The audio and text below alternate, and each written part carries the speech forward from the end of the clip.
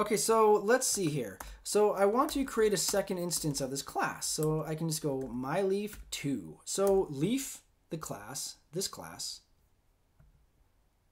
the second instance of it, we'll create a variable and we'll call it myLeaf2. Okay, I'm going to go ahead and copy this right here.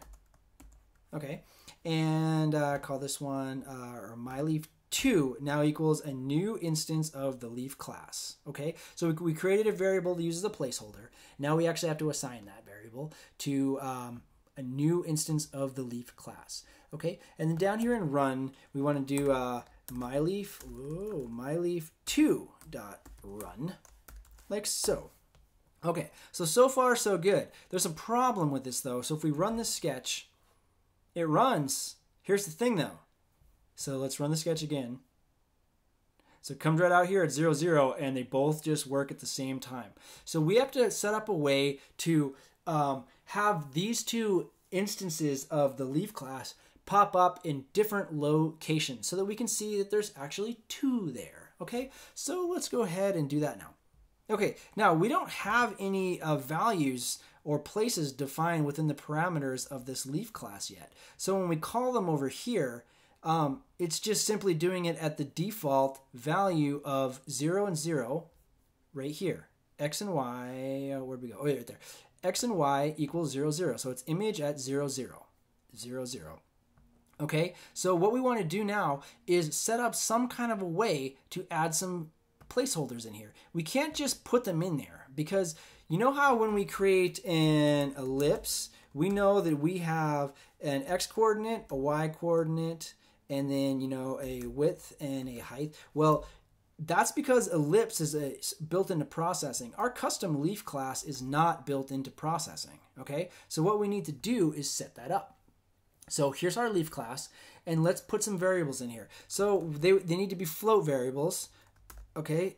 X and float underscore y. Now, why did I do it like this? We're creating these placeholders right here, and we're just calling them underscore x and underscore y. We can call them anything we want because we want them to actually represent this x and y. The thing is, though, is that any placeholders we put in here and any variables that we put inside these parameters are only within this block, right? So what we need to do now is we need to assign x and y underscore x and underscore y to x and y. That way they become accessible as global variables. So this is really easy. Don't worry about it. Check it out. You just go x equals underscore x. Whoops. X equals underscore x. Okay. And then we got to go y equals underscore y. Okay. Just like that. Easy enough. Now what that did is now it says that they're, okay, let's just clean it up a little bit, just to keep with the convention we've been rolling with here.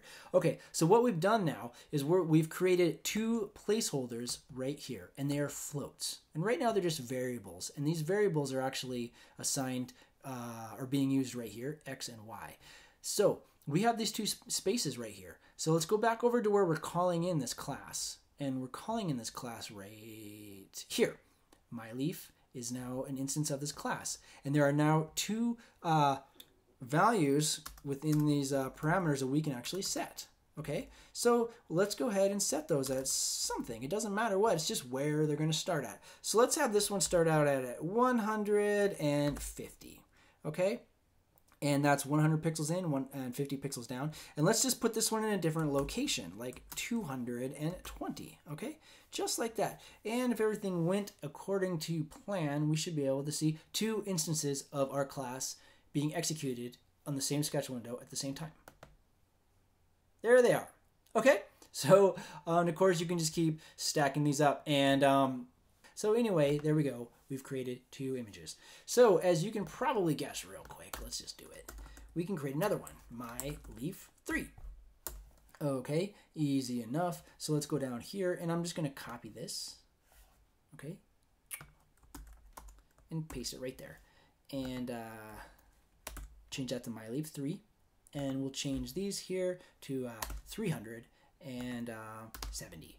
Okay, and then down here, let's go ahead and just copy that like so, and then we'll change that to 3, and we'll run the sketch, and there's 3 images. Okay, her 3 leaves.